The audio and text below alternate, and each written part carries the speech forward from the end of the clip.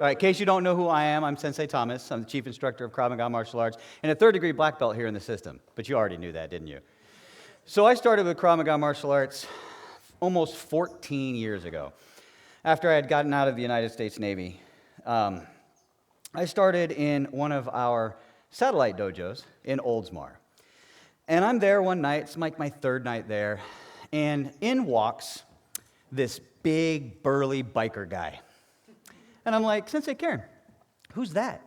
And she's like, oh, that's Shihan Steve. And I was like, well, who's Shihan Steve? And she says, well, that's the owner of the school. That's the grandmaster of the system. At that point, we all called him Shihan. Yeah, he didn't have the grandmaster. He was a grandmaster, but we all called him Shihan. So I looked at this guy, and he walked in, and I'm like, okay, I could learn from this guy. You know, he comes in, he teaches a class. And it wasn't what he taught, but how he taught it. Now, a little background on that. When I got out of the military, I was not in a good place. I had a very hard time transitioning back to civilian world. Grandmaster didn't know that at the time. He didn't know that. But even then, without knowing who I was or what my trials and tribulations were, he had the ability and the knack to give me exactly what I needed when I needed it. And that is one of the greatest things about Krav Maga martial arts as a whole, is it's not always what you want, but you'll always get what you need, right? And that's absolutely phenomenal. Now, there's one more story I have to share about an NCO and an officer. Now, those of you who know me know that I am Grandmaster Steve's NCO, which, for those who don't know what that means, non-commissioned officer, specifically NCOIC, non-commissioned officer in charge, right? Now, a lot of you don't know what that means to be an officer and an NCO. So I'm going to tell you. I learned the difference between an officer and NCO early in my airborne career when I was still in jump school. And I jump. It's one of our training jumps, and I land on my fourth point of contact, which if you don't know what that is, you're sitting on it, right? So I come in, I hit hard. I bounce off the ground on my fourth point of contact. I'm hurting. And this officer drives by in a Jeep.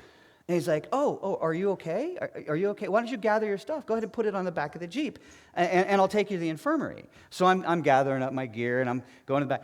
And next thing I know, this guy in a black hat comes running across the field, and he starts laying into me. He's like, what are you doing? Get up. You should be walking. Rah, rah, rah, rah. And that was the day that I learned the difference between an NCO and an officer. And now you know why I do what I do. And why he does what he does, right? Now, to get back to my original point, when I started at Krav Maga martial arts, I was in a bad place. And I didn't buy into or believe that the martial arts could develop great leaders. I didn't. Over the years, I have come to not only believe, but to love and appreciate how we do what we do, the beauty in developing leaders. I'll leave you with the final quote from Grandmaster, and I don't think it's actually his quote, but it's somebody else's. We won't use the word, any martial arts instructor can take a champion and turn them into a champion. But it takes a great leader to take everyone to championship. And I will leave you with that.